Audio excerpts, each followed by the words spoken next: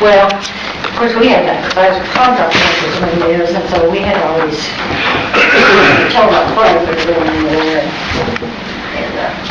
And I thought I was going to go to China to see my granddaughter, but then I didn't end up going.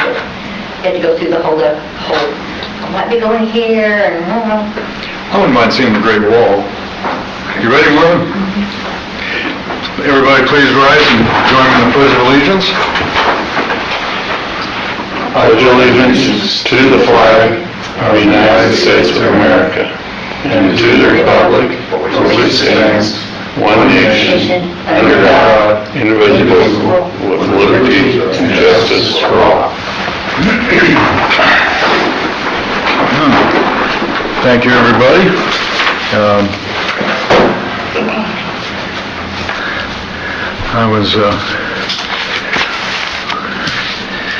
Marvin, we were trying to educate a couple of these landlubbers about the Navy. Les was here, but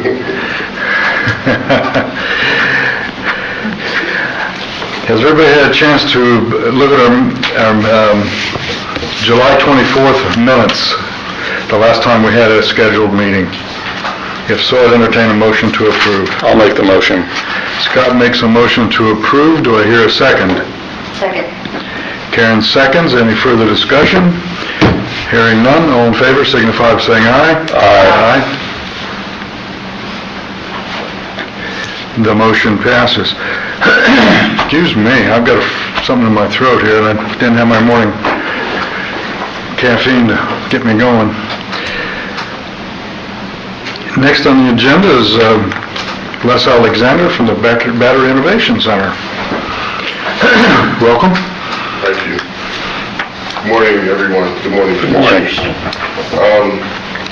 So, first of all, I'd like to thank you guys for taking the time out in the meeting. I know this is probably not a topic that you guys want to discuss often, or at least I do not want to discuss often. But the Battery Innovation Center is prepared to bring you a proposal, as we stated at your August meeting, and I will now just read the proposal, and then we can have discussion around what the biggest plan. Dear Greene County Redevelopment Commissioners, the Battery Innovation Center would first like to thank the Redevelopment Commission for the patience is exercised during this period. The BIC appreciates support and understanding. We're happy to report that we're making progress toward a resolution. As stated in your July 24th, 2025 minutes, long-term resolutions to loss of revenue from state and federal contracts have not been remedied, but ongoing efforts to make new sources of revenue are progressing, and we are confident of our recovery plan will be successful. Therefore, the BIC is prepared to present the following financial action to resolve this matter. The BIC will pay $56,346.84 on September 25th, 50% of the August 2025 installments. Upon receipt of the balance of the Indiana State Grant Award Fund, the BIC will make the remaining payment of $56,346.84 on before December 1st, 2025. The BIC anticipates that it will resume all normal payments in February of 2025. If there are any changes to this plan, the BIC will inform the board in writing or present an update at the first available board meeting. Thank you again for your attention to this matter. Feel free to reach out to me if you need any additional information. Very respectfully, Les Alexander, CEO of the Battery Innovation Center. So I would like to present the letter to John here and the check. Oh, okay. I was going to say, you bring it. Yes, sir. I knew you were going to let me out here if I didn't do it then, so that was my ticket to get in and out. Okay, just to, his letter is actually very concise. We need to pass this around, I think.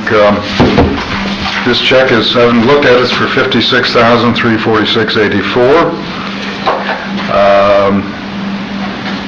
84 or 85, I got 85. 84. 84. 84, sorry. In December 1st, they'll pay the remaining balance of the $112,000. And then you anticipate resuming normal payments. That's, when you say normal, that's the $112,000? Yes, sir. So the next payment is due in February of 2020. Oh, it should be 26. I see that. I will correct that date. I'm sorry. Oh, that's, 26. we'll, So please make note of that, and then it'll be February 26. Thank you. let's see, yeah, these are semi-annual payments. I had to make sure I almost said quarterly, and I wanted to confirm they're semi-annual.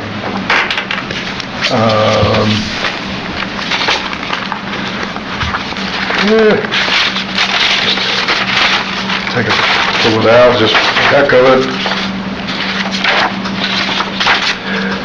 Yes. Let's review that, or those.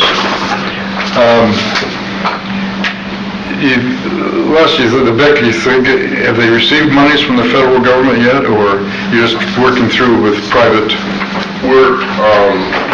We have gotten partial payment from reimbursement from the grant from the state. They have not fully paid us. There's still some outstanding balance there, so we're anticipating getting that in the next probably 60 days before, and then we'll resume. We'll make the $56,000 payment. Everything else should go back to normal. We're still rebuilding our revenue stream. Our pipeline is getting full, but those are just not turning into purchase orders yet. Okay. So we're still working through those things, but we have not laid off any people. We've kept our team intact, so things are kind of moving. Again, it's kind of been a ripple effect with the new administration.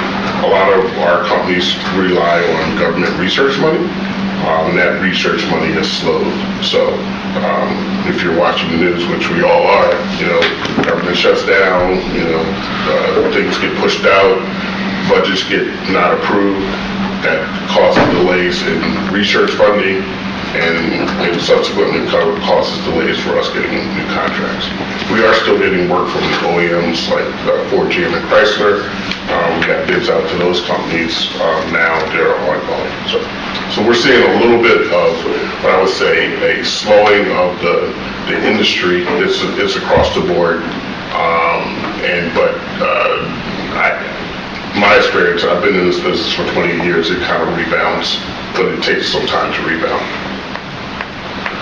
Can you tell us again how much of your money comes from grants or federal funding? About 25%. So we run, just to give you some numbers, we run about $4.5 million a year, and about 20% of it comes from the state, and then probably another 25% comes from our federal contracts. We're not a direct recipient of the subcontracts, of the contracts. Mostly our customers have them, and then we're subcontracted their agreements. We are engaged more directly with Crane since I've come on board, and I anticipate maybe getting some work out of Crane also. That's good to know. Yeah, we've been pushing for that, but subsequently Crane's money comes from the federal government, so they're pretty, it's like everything goes back to some place. Yeah. The industry, I'll just give you a little bit more around the industry. Electric vehicles were driving the advanced battery industry for a while. Whether you're a believer or not a believer, the industry, I think automotive said they're like 50% of the cars are going to be electric by 2030. Well, that's not going to be true. But the industry is still growing somewhere between 10 to 15% per year. So electrified vehicles are coming. They may come in forms of hybrids, and you'll probably have less gasoline versions, full gasoline versions available. You'll have more hybrids available, and probably subsequently some electric cars. What's driving the industry now will be the new data centers that are coming on, AI and everything, and grid storage supporting, the electricity. Those will still drive a lot of battery development in the United States. Manufacturing, if the U.S. government doesn't make investment in manufacturing, we will still be dependent on China. That's the reality of it. China's controls all the material processing for batteries right now. So whether we dig stuff out the ground or to service this industry, you still have to process it. And it's usually 4 or 5 steps before it's ready to what you call a battery-grade material. So those things are still affecting, and China has about a 10 to 12-year lead on us on that industry. So I'll admit, I'm happy that we got partial payment, because I came prepared to raise a fuss if we weren't going to get any. We can still raise fuss. I'm here. I'm more than happy. And finally, I'll say, please reach out. I'm willing to bring the commission in to come visit us, see what we're doing. I think you'd be very impressed with our. Yeah, actually, I might. Good, just reach out to me. Okay. I'm happy. We can do it as a group thing. Let me know when you want to set it up, or individually you guys can come. Okay. We're open door. Excellent. How many employees do you have now, roughly? About 21. 21? I've been in the BIC multiple times. All the different test equipment and everything, the dry rooms. It's impressive. And this equipment just isn't found at the local hardware store. I know when one of them was hit by lightning many years ago, the technician that came in to repair it had to come from California. Good. It's pretty specialized. Yes, very. And I'm glad to hear that Crane is fine, because they've kind of ignored you. I don't know the history of that relationship, and for some reason I just couldn't figure out why we weren't doing more business with Crane. It's taken some time, but I think we'll get progress. So over the next 12 months, I think we'll get significant Crane involvement. Is their battery shop still there's a name for it? It's the Power and Energy Group that runs all their battery stuff. But it was the battery shop for the Navy is what I'm trying to say. There's a phrase for that. Center of Excellence. Yeah, it still is. It's still one of the hubs. And that's why the BIC is here, by the way. That's why it's not at Indian Head or McAllister's, because of that battery shop, and then Crane them. Yeah, I think there was some personalities involved in that. Yeah, but it's been, I'm sure. but it's been 10 or 15 years. So initially when I came on board, it took us 8 months to get the security clearance to work with them, and I was wondering why the security clearance was never done. So we now have a security clearance. Now we're starting to look at contracts and do testing for them. So there's been a lot of activities, which has been, I think, very positive. Good. Does security clearance make your building open secret, or? We do have a secret clearance, so it's just that you have to have badge entry, and it's segregated by project. So if we do projects that are secret, we have to keep those kind of closed from the public. Okay. Do we need, Counselor, to vote on not only the acceptance of this 50% payment and accepting receiving the next one in December? Do we need to vote on that to accept his letter? The plan. Sharon, you have the letter, don't you? I gave her the check. Okay.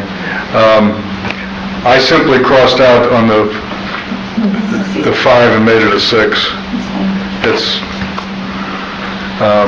I'd entertain a motion to accept this 50% payment of $56,346.84, with the balance coming in December, and then their full intention is to commence their regular semi-annual payments in February of 2026. Is that well stated? I'll make that motion. I'll second. Makes the motion, Scott seconds. Any further discussion? Hearing none, all in favor signify by saying aye. Aye. Any nays? The motion passes unanimously.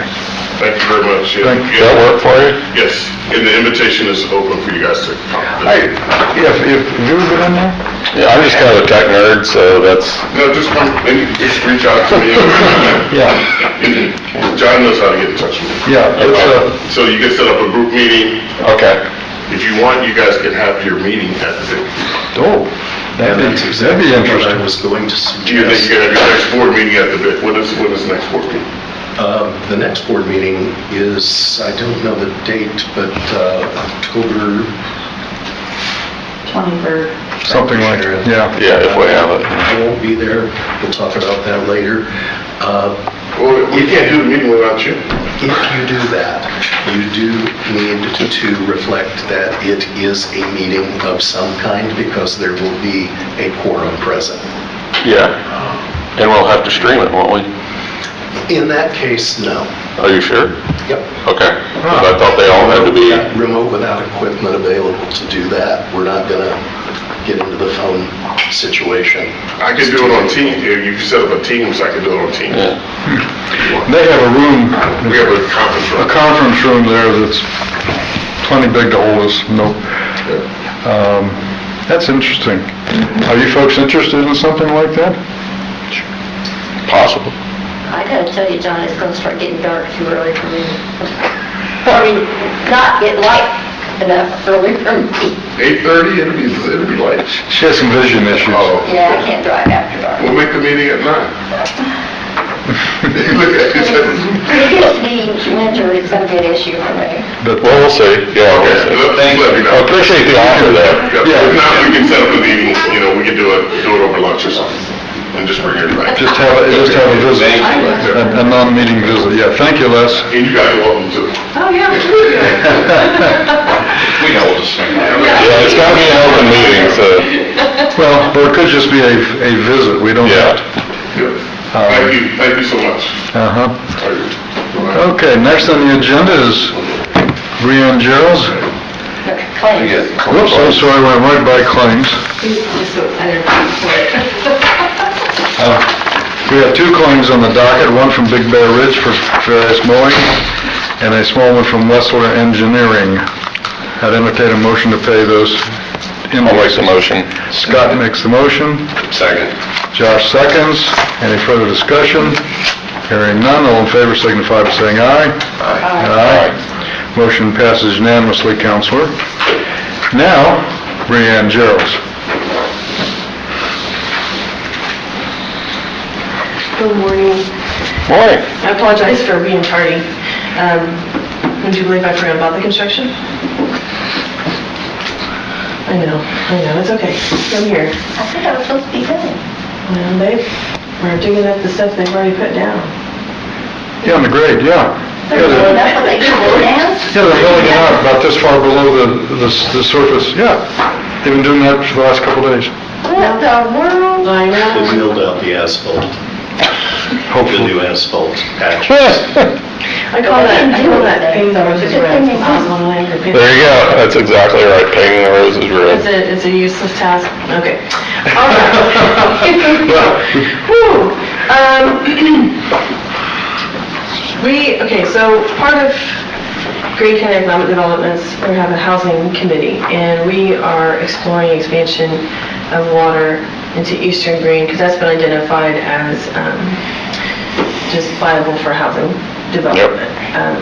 Obviously, we've been talking about it for a couple of years. So Kristen Wyda it's not Bloomington Board of Realtors anymore, it's Indiana Upland Housing. Something like that. Okay. So she reached out to Lois Reese with Wessler Engineering, the engineering firm that handles Eastern Heights needs. She reached out to them to see what it would take to have a water study done. So Lois said we have looked into what it will take to finish the technical memo/study for Eastern Heights to provide more water to Eastern Greene County, more specifically the Cincinnati area. Estimate we'll need $25,000 to finish the hydraulic analysis and water system modeling. Kristen and her organization is willing to put in $7,500 of that $25,000 price tag. And so I'm requesting $17,500 for Redevelopment Commission today to have that water study done. I mean, just as we've seen from the housing study and other discussions, and not only that, but logistically, Bloomington, Crane, I-69, that it would be interesting to see what the water study produces as far as, is this true? Is this really So, feasible? sorry, what exactly are they trying to find? Because, I mean, we've got a quote a few years back, what, 8 to 10 million to run a new, what, 8 or 10 inch line? This is just a study, though. Yeah. Yeah, I know, Is this a study of needs? Water needs? needs or how much? Hydraulic analysis and water system modeling, that's the extent of my knowledge on the water Okay, side. fair enough. That's fair enough. I didn't know what if they're talking about cost to get more water in or needs No, or. that will be after the study. That will be a different price tag. Okay. You said 17.5? Yes. And I'm assuming Eastern Heights has no interest in, are we talking Eastern Heights as far as the area or Eastern Heights utilities? Eastern Heights Utilities. And they have no interest in paying for, I'm not a person. okay. Pretty sure you're right, Scott. Huh? Pretty sure you're right. Yeah, that's kind of what I think. I've been given two different numbers by Eastern Heights, one that they have a 4-inch line running out to the Cincinnati Yeah. water tower, and then I was told more recently it's only 2-inch. I mean, and the water table out at Eastern Greene is very low. They have to really sink wells deep when they have to, for water. Is it through the way you get away from the White River and the aquifer that's underneath it? That's my basic understanding. So It's nothing. yeah, it's nothing. I've also heard they have to. I thought it was 4. I've heard When we had that meeting, right after there, I think this was 4, and they were talking about like 8 to 10 million for like an 8-inch. Am I thinking right? Yeah. Yes, to run it from out here at the grade. From the, yeah. Yeah, they'd have to run it from the grade out here, their wells. And, Because Eastern Schools offered the back part of the property to put a water tower. So, yeah, the study, as I understand it, gives us what is needed to be out there in specific written form. Okay. What all is needed. We have seen in other studies that Eastern Greene has been identified as an area where housing is viable, except the challenge that water presents because of the water table.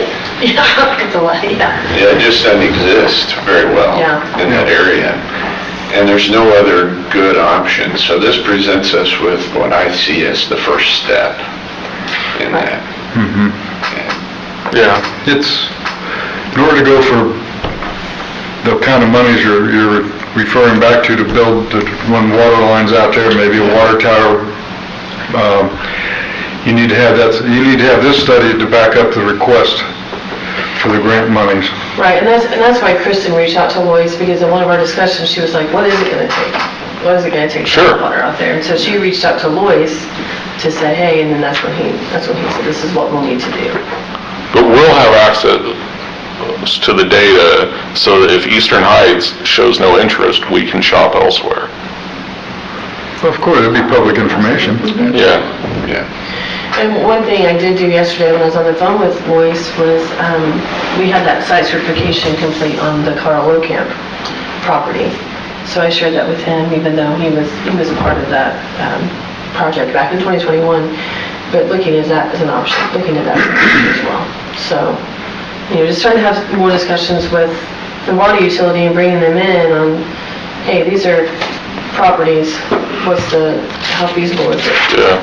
For development, because if it's going to be too pricey to run water out there, then let's look where water is either existing or nearby. How big an area will this cover? Do you know? He just said specifically the Cincinnati area, so I don't know how big the... Okay. You're asking us today for 17.5? Where would we take that from, I guess, John? Well, it'd come out of the non-TIF revenues, most likely. That was a good question here, how big a geographic area this study would encompass. is more than just the Cincinnati area out there. You got the Eastern School District's 3 townships, not that we're looking at just a school district per se, but I can ask Luis that question and email you all his response. I think that would be interesting just to see, because I know we're also dealing down with the Greene area, Jackson Township, in that area, I won't forget. you know, and that's where it's going to be closest to. Okay. I know there's one project going on down there by the small, Owensboro. yeah, that's not, oh, come on, John. No, Hobbyville? yeah, Howdyville, Yeah. thank you. Yeah. Well, the lots are very large for septic systems and to drill a well. And where the developer would rather have smaller lots to build more houses, yeah. but because of the lack of water and sewer, can't, Yeah, it's going from 75 to 24, was what I understood from She's Net. correct, that's what we've heard. So it's, and housing is just so critical. Do we need to know about this geographic question before, or I would entertain a motion, we fund this $17,500 to get them moving and try to encourage them to make the geographic area fairly large. What do you think, Karen? I mean, I think we obviously need the study, but we do need to know what the geographic area it's covering is. Yeah, I mean, obviously, if it's a larger area, then it's gonna cost more, so they're just gonna come back and ask for more, I'd say. At least we have this. Okay. So I think what I'm hearing is waiting till next month for her to come back with a better answer on the geographic area. Is is that okay, Brianne? I might say soon. Yeah, let's, if we could, because we may entertain going larger, depending on, Yeah. you know what I'm saying? Because it seems like to me, Center and Jackson are kind of the prime areas if we're looking at, you know, Greene and...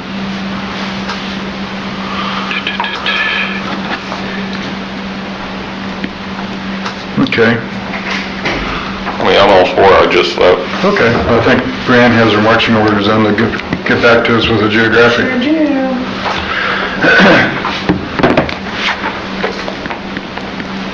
Okay.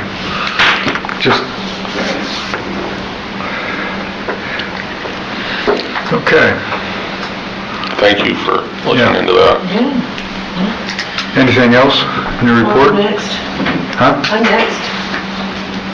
I'm just gonna stay up here. If that's all right. Should I sit down and you call me back?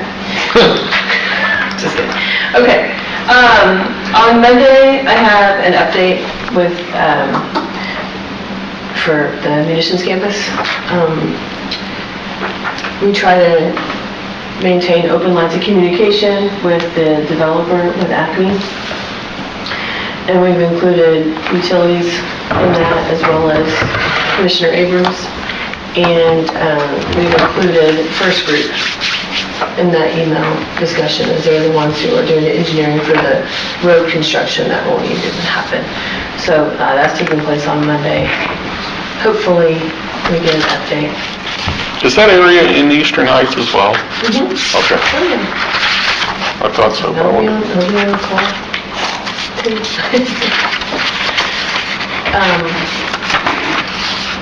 And then the Halloween. Looking at Carl O'Camp property as well, so I mean, that's the two biggies, Halloween, munitions campus. Did they do any housing studies on their own? I mean, building something this large, Not to my knowledge. as far as, you know, where their employees are gonna, you know, live, work? I was just curious. That's the question I had yesterday, Right. was approaching them to have that conversation, just throw it out there and see. Yeah, I just didn't know. Yep. But there's also a property that's east of Linton, 98 acres, to approach the property owner about that as well. Just looking at. At JP Cole. Yeah, the last conversation I had with him was positive about it, and he was, you know, he was looking to it.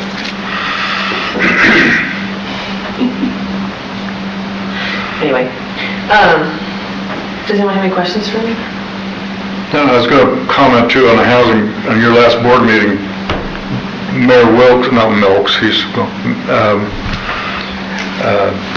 Mayor Preble went and brought up the corner of 54 and Lone Tree Road, which the hospital now owns.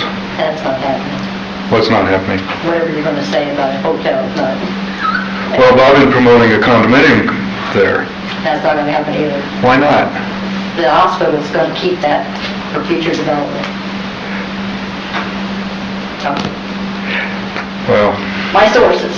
I know, but They have no intention to sell that property. it seems like they're buying stuff and, well, I just heard that yesterday. Again, anyhow, that came up because we have no condominiums in this county, and the beauty of a condominium, if there was 50 units and 40 of them were Greene County people that moved in, that means there's 40 housing units come available in Greene County. yeah. So there's some, whether it be there or somewhere else, but we have no condominiums. And we have an older population in this county, have had for decades. Okay.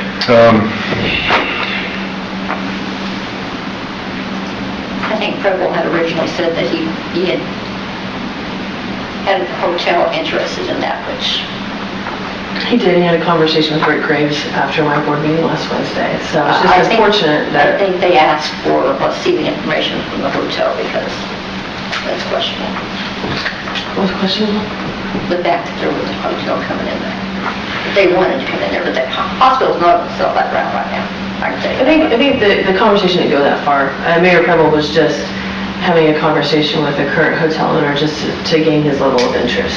And then whenever he found out that that property was purchased, he didn't explore it any further. That's what I understood it. Yeah. I just think it's a prime corner for something other For than... something, yeah. Yeah, I agree. Okay. Any other questions for Brianne or thoughts? If not, thank you for your report. Of course. Okay. See, up next is the Westgate report. As usual, there's just so much going on down there anymore. I don't think I reported at the last meeting. The daycare study is on the street. It's available for a daycare center, which we need down there. Westgate just needs other, I'm missing a word here,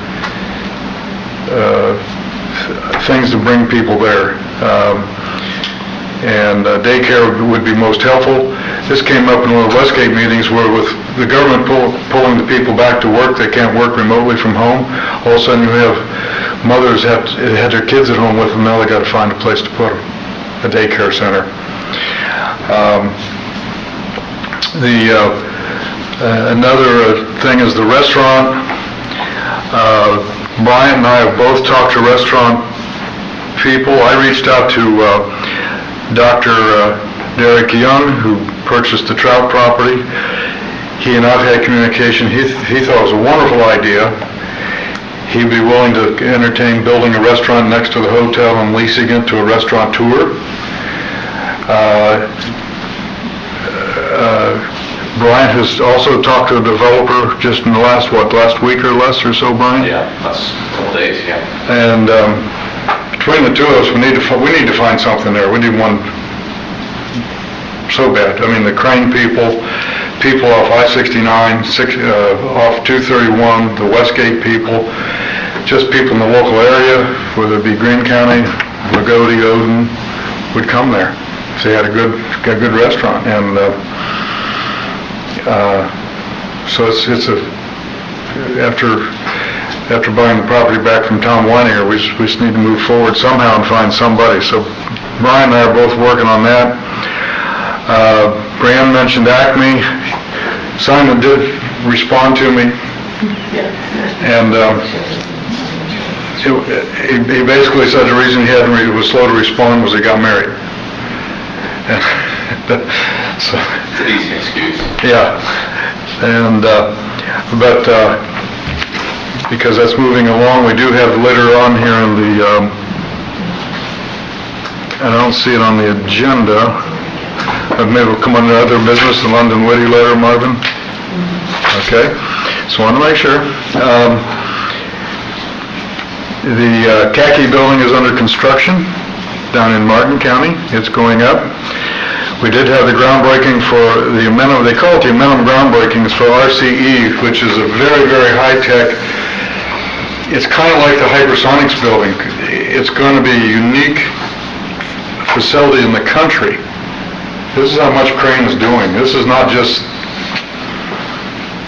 another, I don't know what to call it, it's out of the norm. It's very unique to the U.S. Navy, and it's going to be here at Westgate. And they had that groundbreaking, and the Loves Project's moving slowly. I haven't heard any more about it lately, about the crawfish frog issue, whether they've resolved it or not. The Bob Jackson Farm, we've had multiple meetings as recently as yesterday afternoon. Bryant and I were in an hour and 15-minute meeting. It drives me a little crazy how slow that's moving. Kent Parisian did make the comment that he thought we might have it resolved and everything put to bed by Christmas of 2026. Well, He said that a little tongue-in-cheek. he was being somewhat facetious, but this thing has drug on for over a year. And the Navy put forth a contract which was fairly restrictive, and there was discussion about the things we could do on this property, about Westgate now. It was very restrictive, and to change these restrictions, something was said about, well, you have to go back to Norfolk for that, because the man from NSA has talked about, they report back to Norfolk. And he said, no, this would have to go higher to Washington, D.C., just to change some restrictions on walking trails and things like that in the Bob Jackson property. It's things like that, it just drags it out forever. And somebody in Washington, D.C. is going to, and we talked about more than just the County Line Road making access to this property. The two NDOT properties are untouchable. They will just remain vacant land. The walking trails, maybe gazebo or two, a restroom, things like that would be on the 87 acres of what's now the Bob Jackson Farm. And but it's moving at an unbelievably slow pace, unbelievably slow. And but we keep grinding at it. In the minutes of the last meeting, it's the very last item under Westgate. It said IDC's restructured, developed an Office of Entrepreneurship and Innovation, which will oversee certified tech parks. John has found the office to be unresponsive. Well, I found out a little bit why. One of the emails we had was from a lady named Natasha, who said she was the vice president of the Office of Engagement and Entrepreneurship. Found out she does not work for them. She actually still works for IDC. Why she had that title, I don't know. The Office of Entrepreneurship and Innovation has exactly one employee as of yesterday. It's their president, Brian Shute, and he's off on maternity leave. I found out that... It's paternity, not maternity. Huh? I hope it's paternity, not maternity. Well, his wife had a baby, and yeah, yes, but now I guess the husband, the father, can take time off also. Yeah. And he's a one-man shop, but he's over all... My husband is at the booth. Yeah, he's over all 22 certified tech parks, and he's by himself. And it seems unclear as of 1 July, when this office was set up, how much funding they're getting from the state.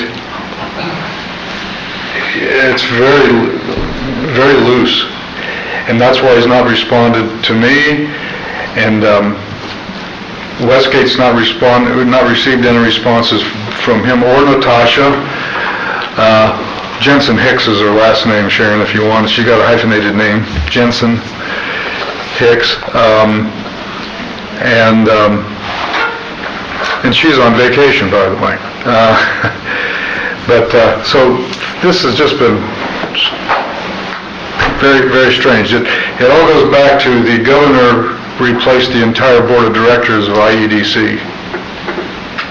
And there's been obviously some turmoil, there's been resignations. I did ask about the LEAP district up at Lebanon, and I was told that's probably the only one they'll ever try to do. They sank millions of dollars into that. And actually, either before or after one of our meetings, one of the county commissioners asked me what that meant, this LEAP district, and I said it means that they can leap over us. I wasn't trying to be funny. LEAP is an acronym, but it meant the state could just do things directly and buy land and develop land directly and go right around the redevelopment commissions, county commissioners, everything. Well, that seems to be a failed project up there. There's some of the land's for sale, I'm told, and that's probably just as well. But they sank millions into it. I think that's one of the reasons the governor and things have been really slow walked as far as IEDC replaced the board, this new office. Thank you. So anyhow, that's a long report on that. Also, I spent a couple hours with the local NCIS agent, Nicholas Lafredo. He and I have actually known each other for a couple of years. Most people don't know there is such a person around. The meeting went around the National Security Industrial Hub, the munitions campus. He was very interested in the tenants, who they're going to be, because he has to do his background checks, research, etc. as part of his job. And so spent some time with Nicholas and trying to help him out. And because he has a big territory. He covers southern Indiana and part of Kentucky. He lives in Evansville, actually, but his office is at Greene. And he needs a backup. He needs some support. But that's my long-winded Westgate report. Any questions, thoughts? I forgot some stuff. We did have the closing since our last meeting on the High Bridge property. Cool. And then Karen did ask the question, I think, in an email. The Taylorship Fire Department has reached out to Derek Young, and they've gone to IDEM to have a controlled burn of that home, to burn it down as a training, which I think is a good thing. These firemen need training. And you get a new fireman on board, how do you put on your equipment? You're going to go into this burning building, it's going to be on fire, smoke. It's better they have this in some kind of controlled environment than the real deal, I think. But IDEM controls it very tightly. They have to get a certificate from them. You have to notify surrounding places. Right now, the date they've set is October 18th, which is a Saturday, which means Westgate, the hospital, clinic, etc. would be closed. So there'd be not too many people in the immediate area.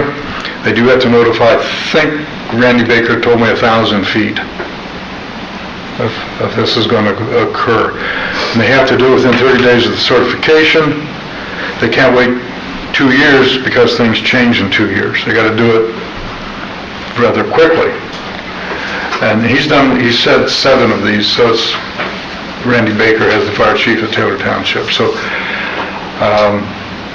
then they clean it up, and Derek Young is in contact, and Brian, you know a little bit about this too, with Draper, to have them come in as a tenant. They're in the tech park now, but they need more space. The local Draper office is managed by Dwayne Embry, a former technical director at Crane. You may know the name or know of Dwayne. And Draper is actually some retired MIT professors. It's their ownership. It's a very high-tech operation. So they're looking to build. The last I heard, Brian, he's now, last communication I had with Dr. Young was 2 buildings. And of course, we forward some money with no tax abatement. And so we look forward to this moving along. Yeah. So, last I heard, they were finalizing their plans, and after the control firm submitting through the state, and they're still hoping to begin construction this fall. So very eager and very grateful, I know, for your support. so it's, as you can tell, there's just a lot going on down at Westgate. And part of it, and this came up in a meeting that Bryant and I ran Wednesday, the CRDG annual meeting down at Westgate, where the technical director spoke, the new Army colonel spoke, and Commander Martinez, as commanding officer of NSA, spoke, and were asked questions by Matt Craig. And what they're really, in essence, hearing is because of the hiring freeze that's going on with the federal government, which is still in place, has been for a number of months. Crane, specifically NSWC, has lost 300 people, can't replace them. They're doing it via contracts. They're doing it with contracted labor, which means Westgate. Therefore, Westgate's growing. They're doing it in that sense. And so that was just Wednesday afternoon, that particular meeting. So Kind of goes in cycles. I don't know how many times they've done that. yeah, there will be cycles. Contractors, they can be on base and they can't be on base, I know, it's, wait long enough, it'll change. well, and that's what Les Alexander was talking about in his industry. It's cyclical, and part of it. So, anyhow, any more thoughts, questions? Did I leave anything out, Brian? Thank you. That's all at all? There's a lot going on. Okay.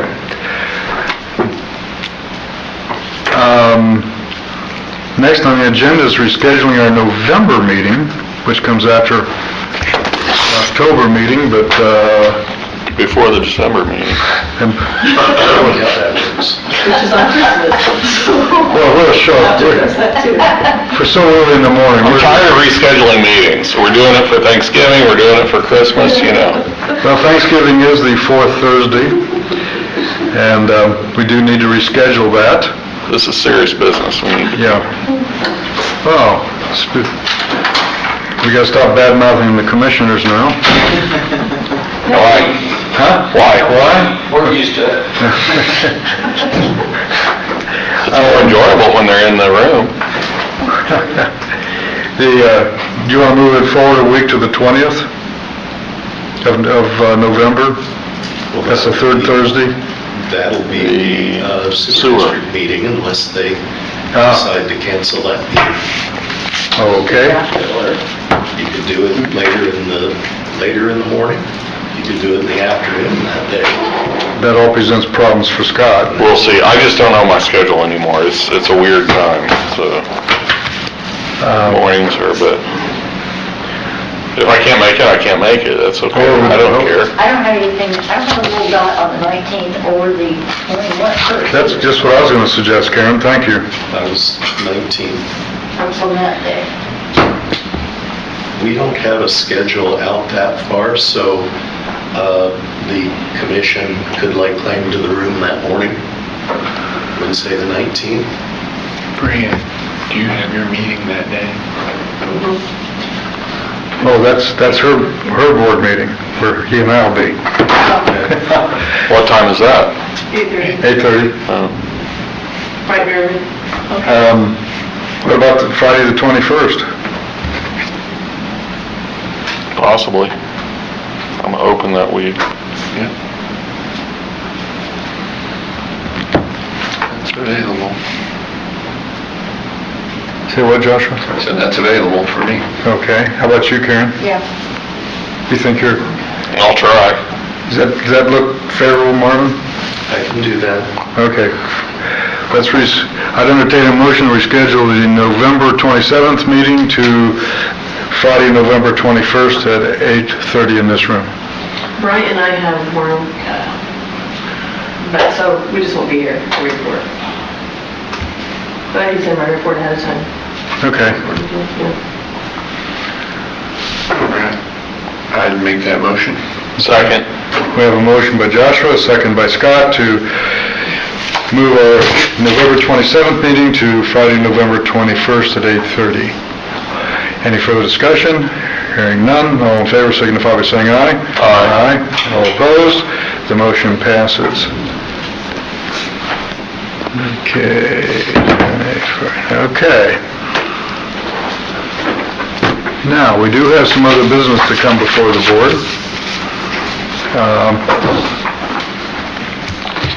Marvin, do you want to talk about the London Woody letter? Or? Actually, I was going to address the financial packet first, just briefly.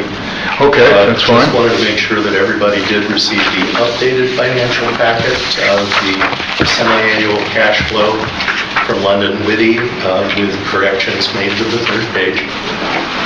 And to see if anyone had any questions or comments that need to be sent back to Jim Higgins about that report.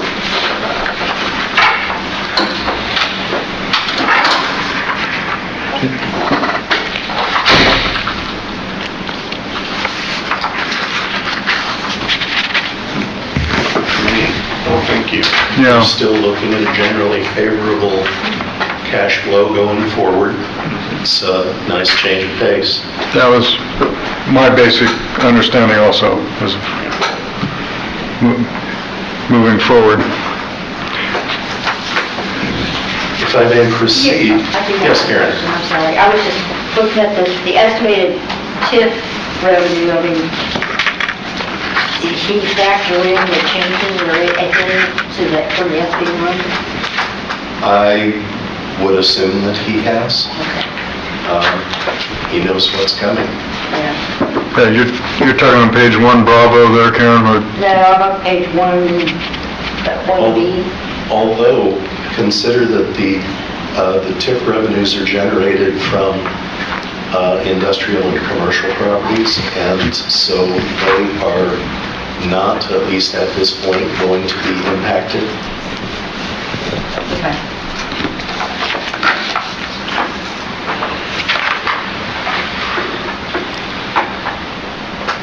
Yeah, they fall off dramatically after 2030. And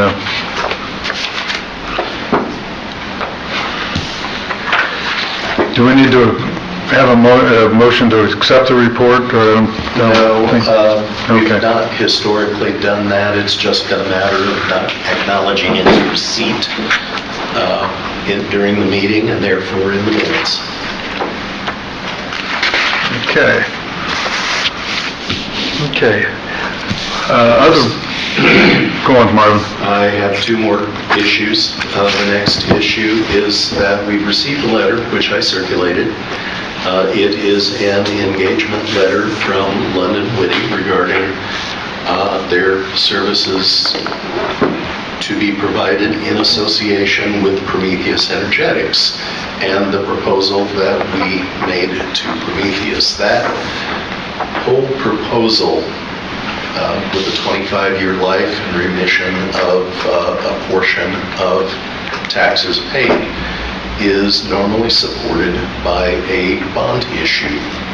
It's an unfunded bond. It funds each time the taxes are received and then to be allocated between the Redevelopment Commission and Prometheus or ACME or a combination of the two. That part hasn't been worked out yet. But that's documented and in a way secured by a bond issue. So Jim's work related to that bond issue will be a fixed fee of, I believe it was $40,000 that was proposed. We've already signed a similar agreement with Barnes and Thornburg for Rich Starkey's services in relation to that. As I said in the email, while we are the contracting authority, the goal is always to get those fees paid as a part of the bond issue by Prometheus. And so that's going to be something that we're going to be working on. That wasn't at issue when the original discussion took place. Learned a lot since then. But the norm in this field is that the benefiting party, in this case Prometheus, pays those fees. They will pay the $40,000 as well?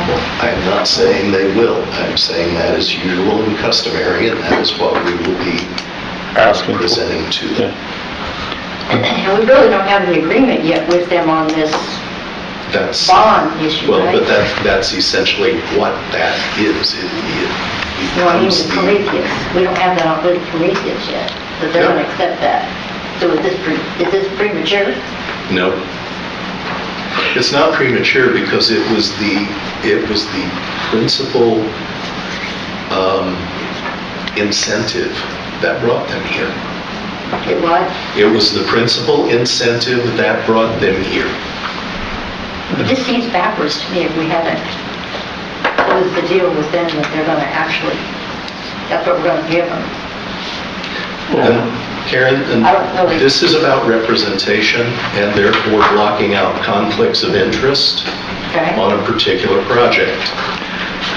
This is not going to be effective for a year after January 1st following the completion of their first construction, because that's when the first assessment will take place. So it's a long lead time, but it's not at all premature, in my opinion. And so based on this, there really would be no funds required by the redevelopment commission to be applied to this. It would be- That is the goal. Yep, that's all we're going for. Right, well, It is unfunded until the first tax collection, at which time it becomes funded. The redevelopment commission receives 20% of the tax collection, and Prometheus is remitted 80% of the tax collection as the first installment of their incentive to be here. So I didn't see those percentages anywhere in that, so what if they don't agree to that, or it has to change? They have agreed to that. That was they've agreed verbally, let's put it that way. Okay. That was the incentive package that helped bring them here. That Those was the percentages need to presentation. be in this document though? No, Makes me nervous. yeah, I had questions also, because this, in Jim Higgins'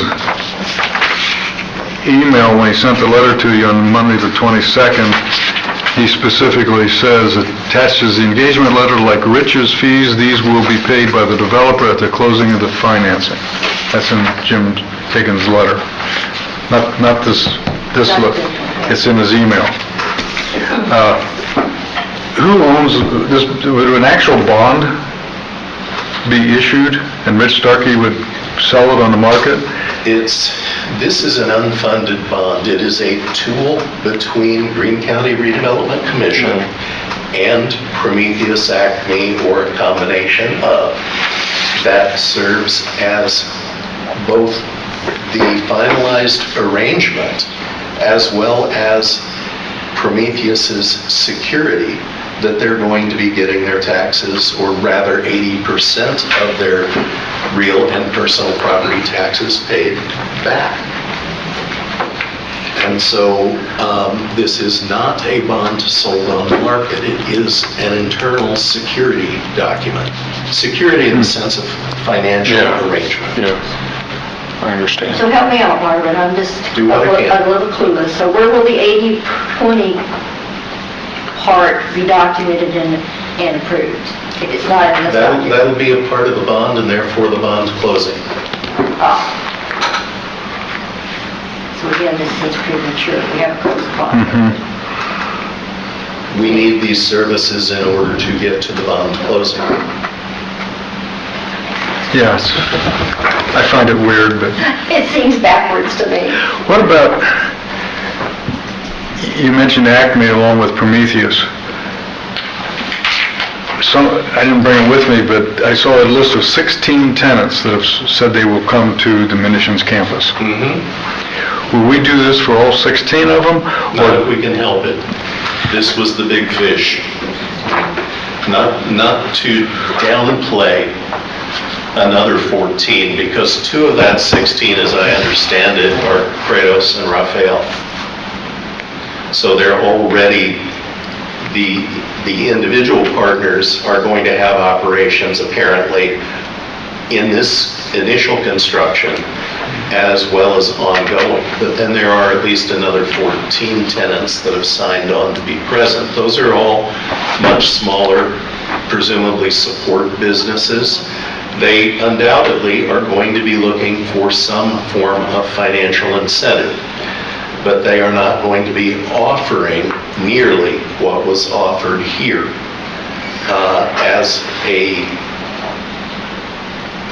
as a potential economic boon to the county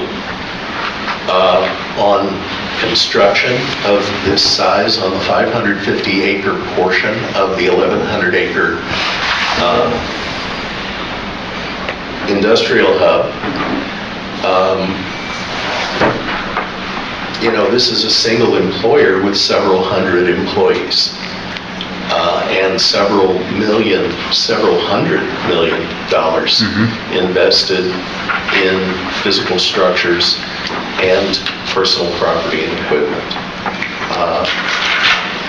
Now, you just implied this 80-20 tax incentive, was that just given to Prometheus? Only Prometheus. We negotiated only with Prometheus. This is a Prometheus-specific proposal. Okay. I didn't realize what that. they are bringing to the county. Okay, I thought it was This is not a hub proposal. good. This is an individual negotiation. Okay, that's, The additional tenants were announced after the Prometheus announcement. Yeah. yeah, and that's why for a while they kept calling it the Munitions Campus Prometheus. Well, It got initially convoluted. it was Project Prometheus. And while they were talking about having access to 1,100 acres, Project Prometheus itself was always discussed as a 500 to 600 acre individual project. Portion of it, yeah. Yes, specifically the south side of East Harvest Church Road. Okay. Okay, that provides clarification, because I thought the 80-20 was overall. Okay.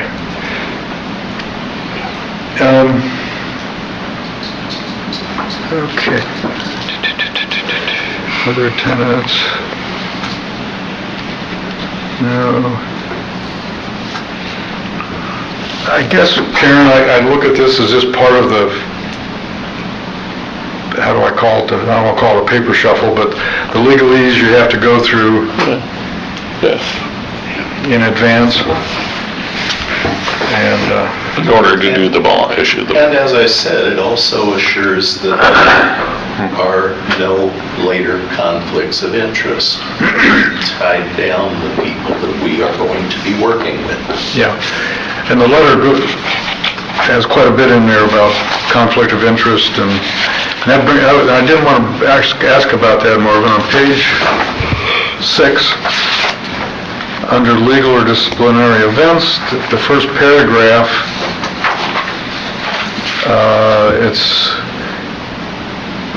it's one big long sentence. It says, in the third line, any legal Typo. where it says towns, should that be commission? Of course. Okay, that's what I The thought. rest of the letter I believe, addresses the commission, and it's addressed to the commission. Yeah. We know how these things work. Yeah, well, I can certainly get a replacement page. I don't think I have this in Word, I think it was a PDF, so I'll address it with Jim. okay, well, I just wanted to, because obviously they've used this before, this letter for other, Mhm. that's fine, I understand that.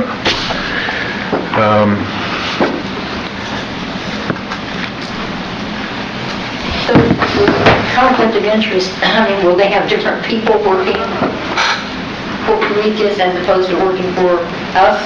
Or how's that gonna work? To my knowledge, they don't have a relationship with Prometheus, and it's on Prometheus to seek out its own legal and financial advisors with respect to this arrangement. London Whitty and Barnes and Thornburg are exclusive to the Greene County Redevelopment Commission. And Kratos is a large organization. This is not a small mom-and-pop contractor. Brian, help me, they're the ones building Hypersonics building Correct. Yep. at Westgate? And apparently another building. Yeah, so, and then Raphael is a large organization. I've been told that they've been on the base many times. They just are, they're a foreign company, and they've been on the base. They're here more than we realize, is what I'm saying. So it's finally, this munitions campus it's behind schedule, actually. If you look at the April 22nd, 2024 Defense Department document, it's behind schedule by a fair amount of time, but it's slowly moving along, and for us in Greene County, I think we'd like to see it grow and prosper.